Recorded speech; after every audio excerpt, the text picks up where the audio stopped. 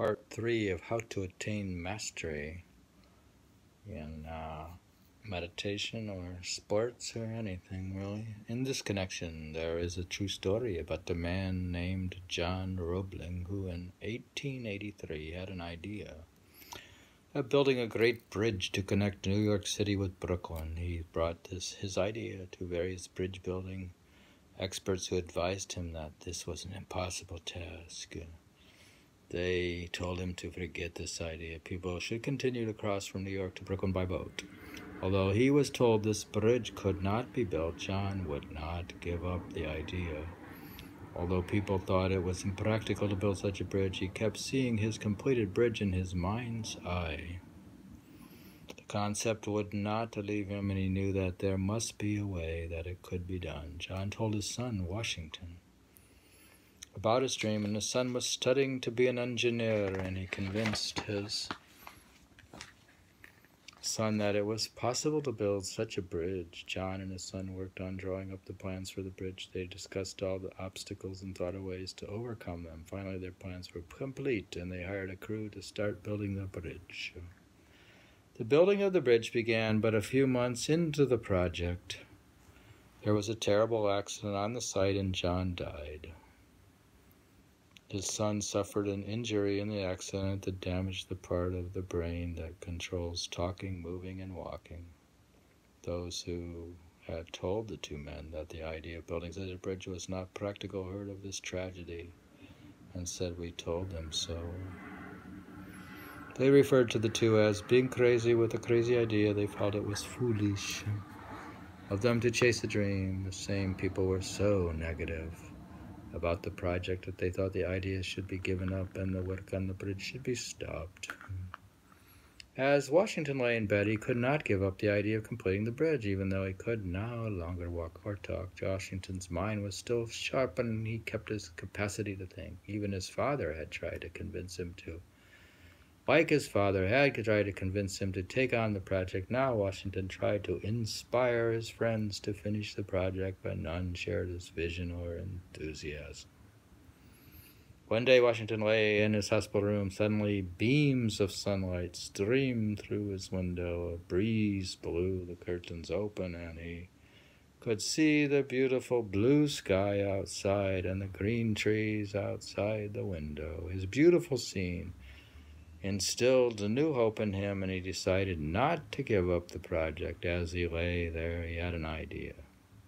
The only part of his body he could move was his finger. He decided to use that one finger to create a messaging code to communicate with his wife. He began to use that finger to touch his wife's arm and make her understand that she could call the engineers together again. He devised a way to tap out messages with that finger to communicate with the engineers his instructions. They all thought it was foolish to continue, but somehow he convinced them to keep going. They resumed work on the bridge, and for the next 13 years, Washington tapped instructions using his finger on his wife's arm on how to complete the bridge. Here again is the example of 10,000 hours. How much tapping he had to do daily so that finally, 13 years later, the bridge was complete.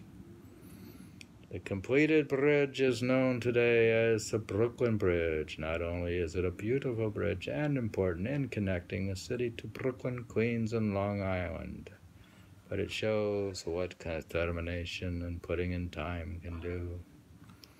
John and his son, Washington, could have listened to the others and given up the idea, and there would not have been any bridge, but they stuck to their dreams, no matter what hardships they had and how many hours, years after year, they had to put in. And the result is a bridge that has helped millions of people through the last century. It also shows the love and devotion of the team who helped build the bridge and of Washington's wife, who patiently let her husband tap out these messages through her to make the bridge a reality. Despite Washington's physical handicap, he made a nearly impossible goal become a reality through determination and putting in persistent, consistent time. Persistent, consistent.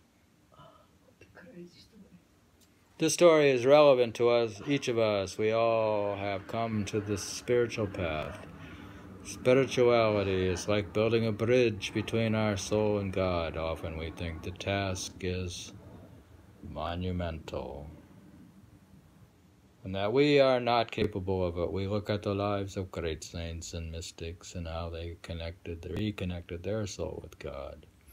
We wonder if we are capable of achieving the same success. Many of us may start out on the path with much zeal and passion. But when we see how much dedication, discipline, and effort we need to put in to achieve God realization, we become discouraged. We feel we are not capable of it, and many stop trying. The message of this true story is that no matter what the obstacles, no matter how impossible the task is, we should remain dedicated and continue working towards our goal. The day will come when, like the engineers who kept working to build the Brooklyn Bridge, we will also have success.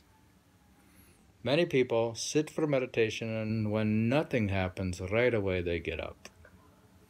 They may put in 5, 10, and 15 minutes, and when they do not get instant results, they do not even quit, not even keep sitting for the minimum time of 2.5 hours a day. What they do not realize is that if we could be patient, as Washington was, as he had to type out one letter at a time for 13 years to convey all the instructions for building a bridge, that eventually we will have fruitful meditation experiences.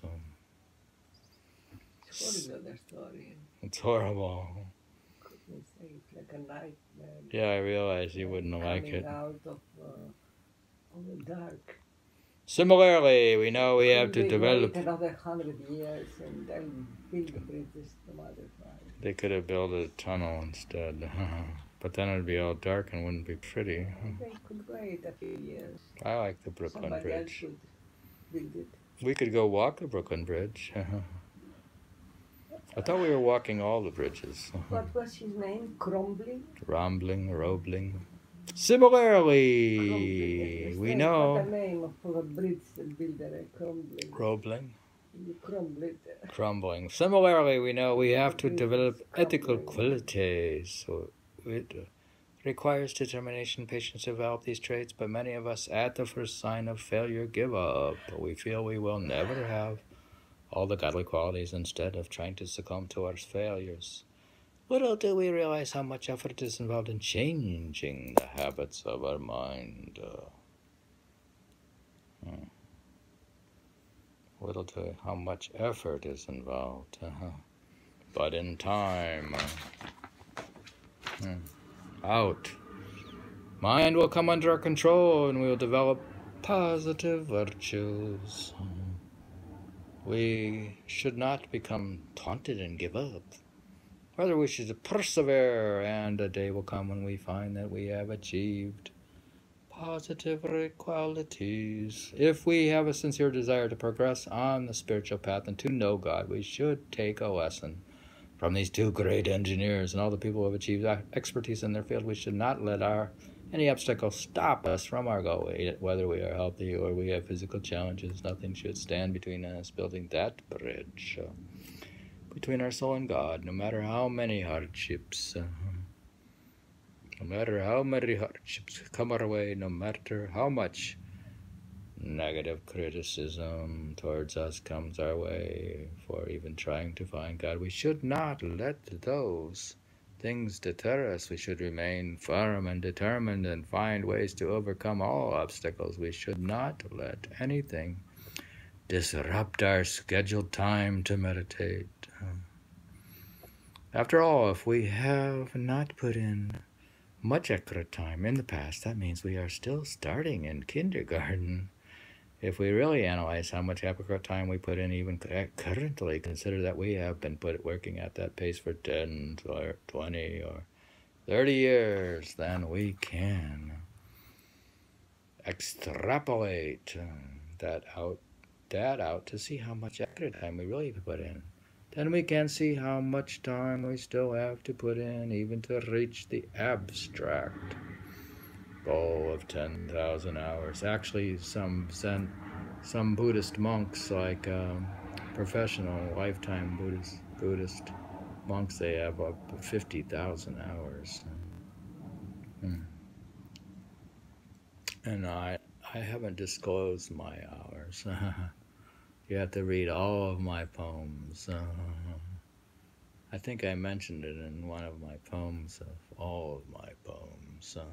But you have to spend hours and hours and long hours reading all of my poems to reach the point where I say how many hours I meditated. We can then see that if we continue at our current snail's pace, it could take us another 50 or 100 years. We could then see graphically on paper that to even reach 10,000 accurate hours of meditation, we would have to do 2.5 hours a day for 10 years. So if we have 10 years, good years left of our young senior years, the young seniors, we should dedicate them to meditation. We could do the next 10 years to meditation, because they have the young senior years, not the old ones. So we could do from 60 to 70 and not 90 to 100. That would make sense. Okay. So in our program, you do 60 to 70 and not 90 to 100. Because 90 to 100 is too old. If we put in less time daily. What? We don't want to be around. I could go have your mom meditate and tell her she has to meditate for 10 years. She already does. If we put in less time daily, it would take us 20 years. But if we want to make progress in less time, we may have to make up the difference doing 4 hours a day. I think we might have to do 4 hours. Because first of all, the 2.5 aren't accurate. That's one problem. And then you have slippage. What about slippage? You could have slippage. What if you have a thought during the meditation? It doesn't come. Yeah, 4 hours is a good target, actually, or 6. When we start to analyze this, we can see that all those who complain that they are not making progress need to take a hard look at themselves and find why. Time and accuracy could be a part of the difficulty. We know that selfless service helps by providing a benefit that adds to the grace we get in meditation. Yet we still need to perfect the meditation practice to receive the fruits of grace if our goal is to have spiritual progress. So we can rise above physical body consciousness, to journey through the astral, causal, and supracausal realms to reach such Khand, where our true home, where our soul merges with God. Then we need to meditate.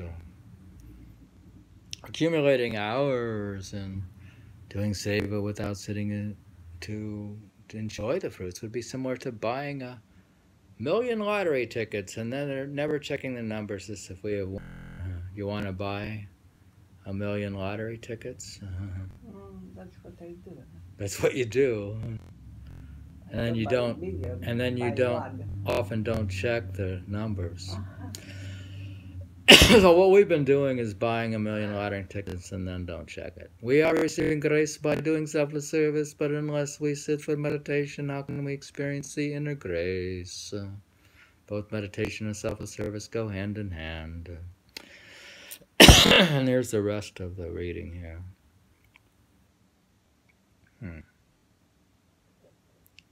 That's the end of the How to Attain Mastery, which is to buy 1,000,000 lottery tickets, I guess.